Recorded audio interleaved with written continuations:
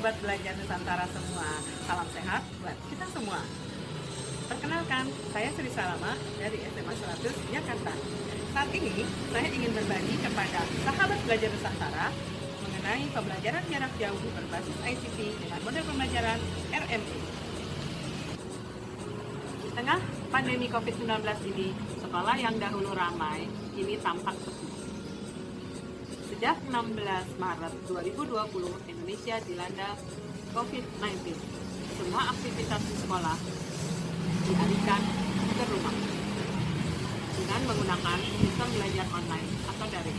Sebelum pelaksanaan pembelajaran jarak jauh dimulai, tahap persiapan yang saya lakukan adalah menyiapkan materi berupa modul pokok bahasan yang akan saya ajarkan ke fitur bahan ajar, soal-soal ke fitur tes online atau fitur tugas, serta di aplikasi Simak Si Pintar ada pula fitur diskusi, sehingga guru dan siswa dapat berkomunikasi tentang masalah-masalah yang siswa ingin tanyakan via chat di forum diskusi Simak Si Pintar.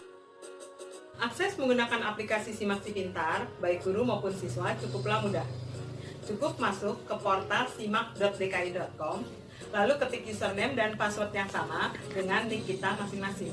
Pada saat pelaksanaan pembelajaran jarak jauh akan dimulai, langkah-langkahnya adalah: pertama-tama, saya menyapa kelas dan melakukan presensi via WAG kelas yang sudah dibentuk dan meminta siswa menunjukkan kehadiran dengan mengirimkan emotion senyum sebagai tanda bahwa siswa tersebut hadir dan sudah siap untuk belajar.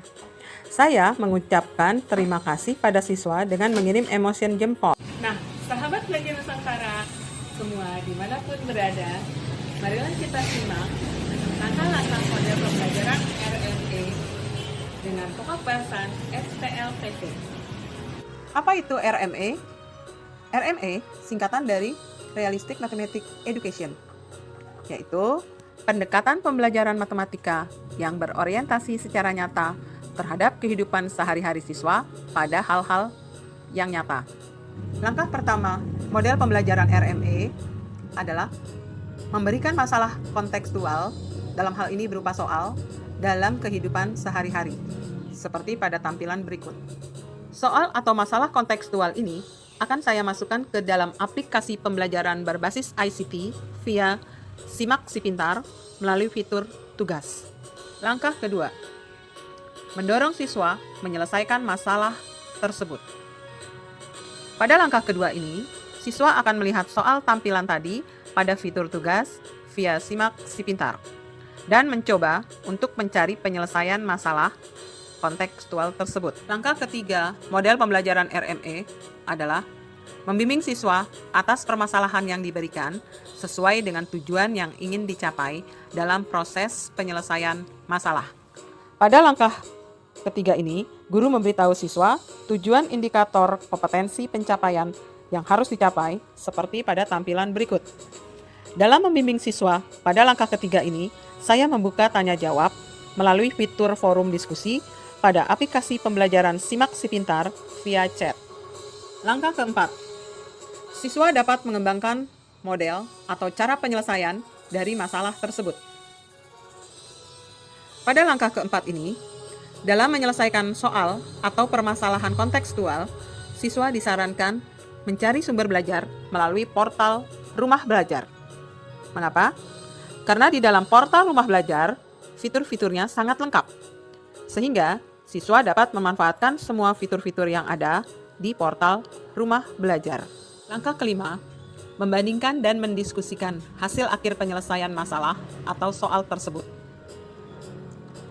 Pada langkah kelima, saya akan membandingkan jawaban akhir yang diperoleh siswa yang satu dengan yang lainnya dengan jawaban saya pada tampilan berikut yang belum tepat, agar mendiskusikannya kembali secara mandiri dan dikomunikasikan via chat WAG kelas. Agar siswa yang menjawab belum tepat paham kesalahannya disebabkan karena apa. Nah, agar kalian lebih memahami dan terampil dalam memecahkan masalah yang berkaitan dengan merancang model matematika berbentuk sistem persamaan linear 3 variabel, silahkan kalian pelajari beberapa contoh soal cerita atau kontekstual di portal Rumah Belajar melalui fitur Bank Soal.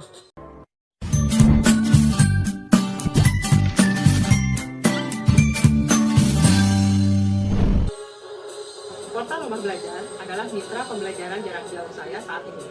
Di dalam portal Rumah Belajar berisi bahan ajar serta fasilitas komunikasi yang mendukung interaksi komunitas antar peserta didik dengan guru.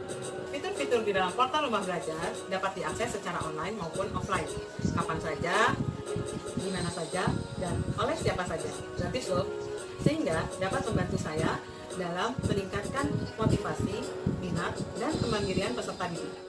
Yuk kita bermitra dengan portal Rumah Belajar. Selama kegiatan belajar di rumah, guru memberikan materi berupa dokumen maupun video. Meskipun begitu, saya masih belum mengerti materi yang diajarkan. Tapi berkat sumber belajar di rumah portal belajar, saya jadi lebih memahami materi tersebut. Karena di sana banyak konten yang variatif dan sangat membantu.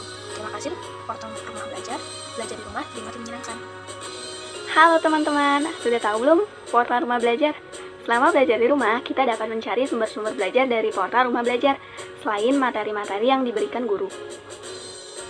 Fitur-fitur sumber belajar berupa video, audio, dan web yang sangat menarik dan lengkap, sehingga memudahkan saya atas materi yang kurang paham. Selain sumber belajar, juga ada bank soalnya loh, jadi kita dapat mencobanya untuk mengukur kepahaman kita.